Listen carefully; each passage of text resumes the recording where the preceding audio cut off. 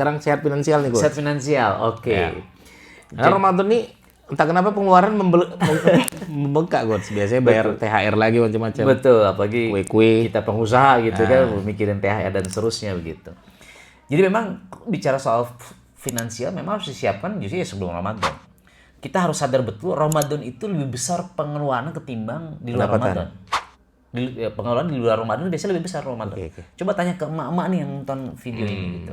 Ya.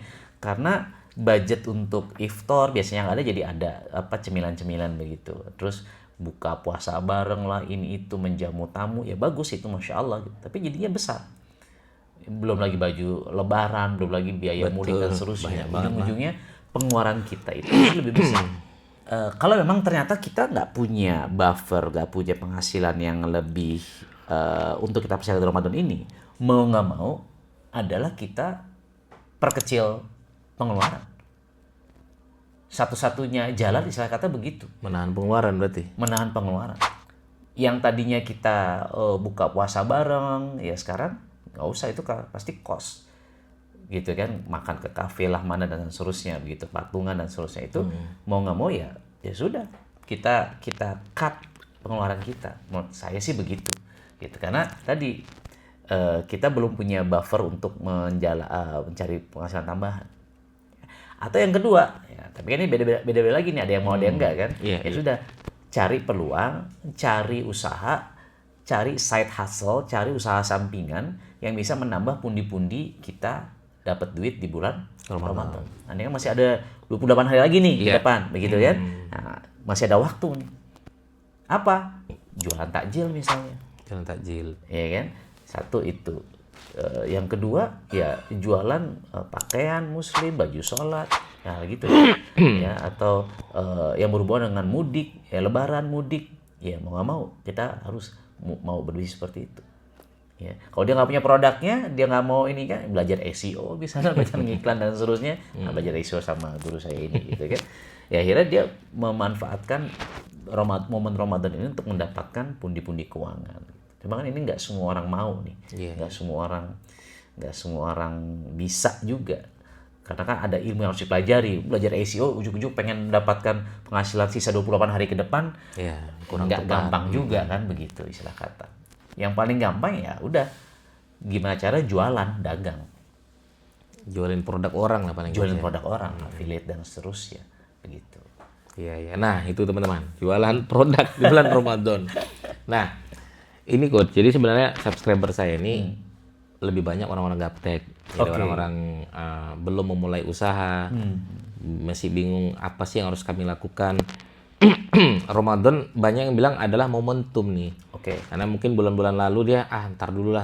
Ramadan nih, entah kenapa kalau saya cek di Google Trend Coach, itu permintaan banyak tuh, mulai dari celana, baju muslim, peci, kopiah, itu semua permintaan pasarnya naik semua tuh.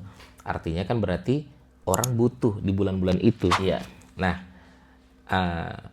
untuk emak-emak nih terutama, atau bapak-bapak yang gaptek tapi dia pengen jualan Coach, anggaplah jualan mukena gitu. Ya, sisa 28 hari dia pengen dapat keuntungan atau produk takjil makanan. Anggaplah online, dia misalnya nggak paham nih Coach. Anggap strategi offline lah misalnya nih. Ada nggak strategi untuk minimal finishnya tuh lebaran dia dapat pundi-pundi uang, minimal dia bisa happy lah bulan Syawal itu, bisa jalan-jalan, bisa mudik. Sisa 28 hari ini apa Coach kira-kira? Jadi dia nggak menggunakan teknologi berarti kan, gaptek tadi kan ceritanya. Iya, tiap hari jualan berarti. Iftar paling gampang begitu. Pinggir-pinggir jalan berarti. Pinggir jalan. Taruh meja gitu. Mau nggak mau, iya. Kalau Jogokarian udah nggak bisa lagi teman-teman. Udah penuh.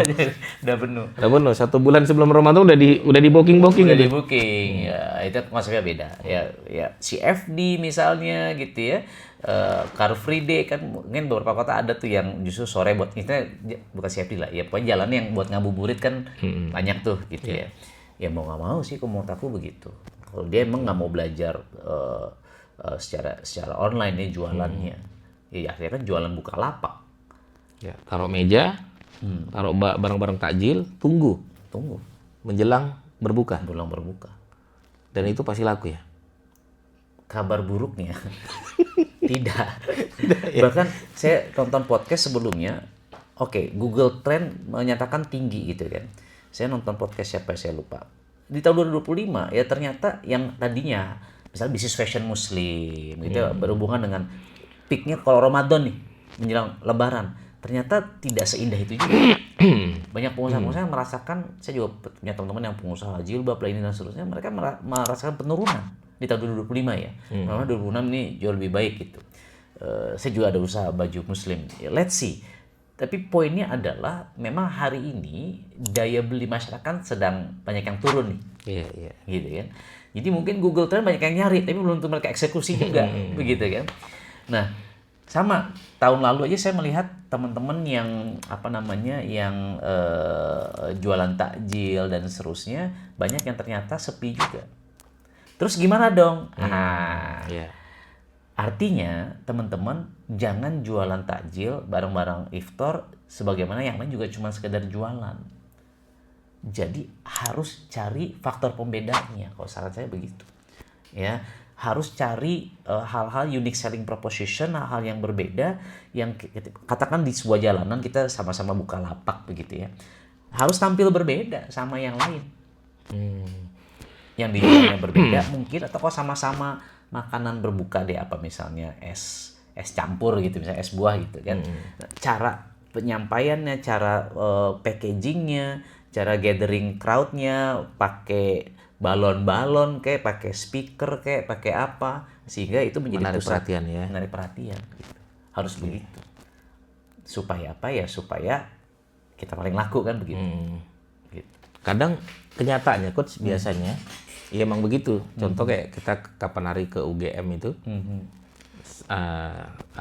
para penjual takjil tuh banyak di situ. Tapi ada satu titik yang ini rame sendiri, Rame coach. sendiri. Ini sepi rame, sepi rame.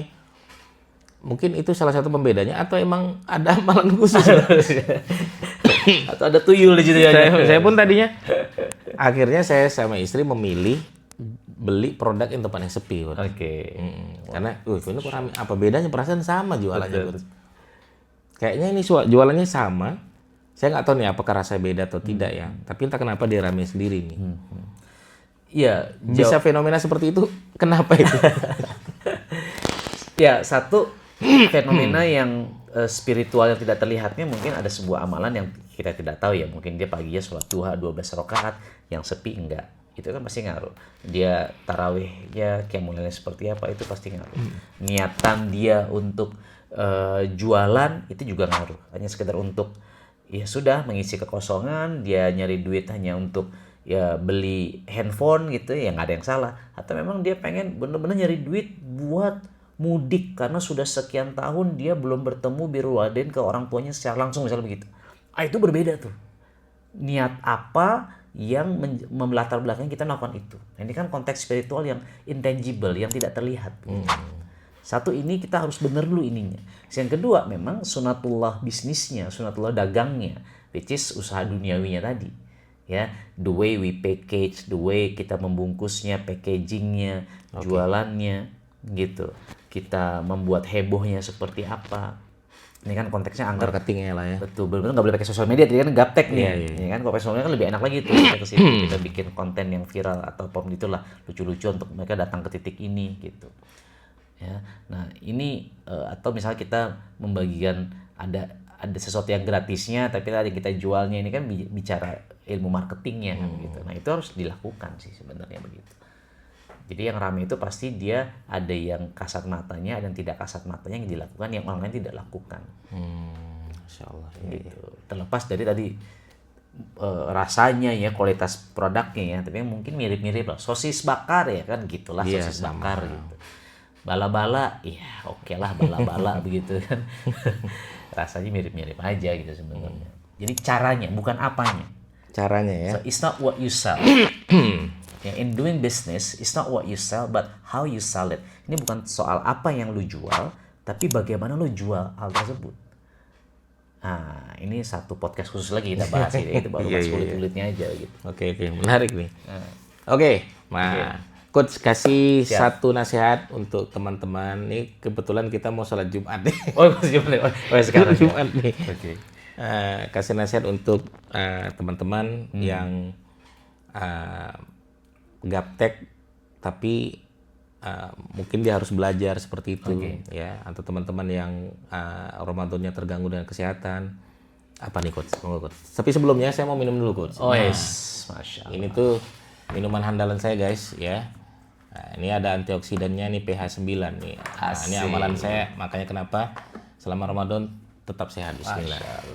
Mirip air zam-zam ya. Ini ya, kalau ini zam-zam beneran ini ya. Jam-jam beneran itu. Kalau ini kangen water. Kangen water, kangen water, Masya Allah. Ya. Untuk teman-teman yang pengen tahu tentang kangen water nanti boleh aja langsung di deskripsi. Langsung deskripsi. Jadi itu apa? Oh, pesan-pesan Pesan. buat Kasihan untuk teman-teman yang biar tetap sehat atau pengen yang gaptek tadi ya. Gaptek yang supaya mau belajar online gitu. Oke. Buat yang gaptek dulu. Kalau lu memutuskan untuk terus gaptek, ya lu akan terus tertinggal. Gini, gaptek atau enggak itu adalah sebuah keputusan. Saya selalu bilang tidak ada keputusan yang salah atau benar. Yang ada hanyalah konsekuensi. Masalahnya hari ini 2026 ini sekarang kan, 2030 dan seterusnya, itu dunia teknologi adalah dunia yang kita nggak bisa hindari. Kalau you mau survive, kalau lu mau hidup, lo harus belajar teknologi. Mau nggak mau, suka nggak suka, ya, terima nggak terima, faktanya kalau kita mau untuk gaptek, maka Anda tidak akan sesukses, ya, seberhasil, sebahagia, semudah, seproduktif orang-orang yang melek teknologi. Sekarang saya lagi belajar AI, saya ngobrol, saya sendiri kan juga sebenarnya apa ya, banyak tertinggalnya lah. AI ini kan maju cepat banget. Gue baru belajar ChatGPT udah ada deepfake ini, wah panjang banget, cepat banget begitu. Betul. Nah saya pun masih belajar. Kenapa? Karena kalau saya berhenti belajar, I'm dying gitu. When I stop learning gitu ya, I am dying. Kalau saya stop belajar, saya akan sekarat dan mati gitu. Nah apalagi kita bicara teknologi, hari ini kita nggak bisa nggak melek teknologi.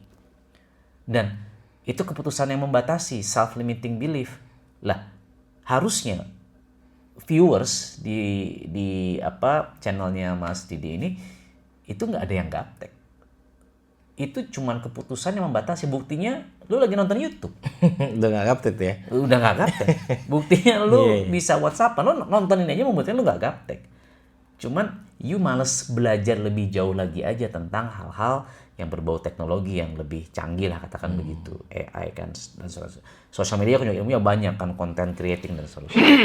Nah jadi kalau lu nggak mau belajar tentang teknologi, ya tinggal tunggu saatnya Anda akan punah karena tergeser oleh orang yang paham tentang teknologi.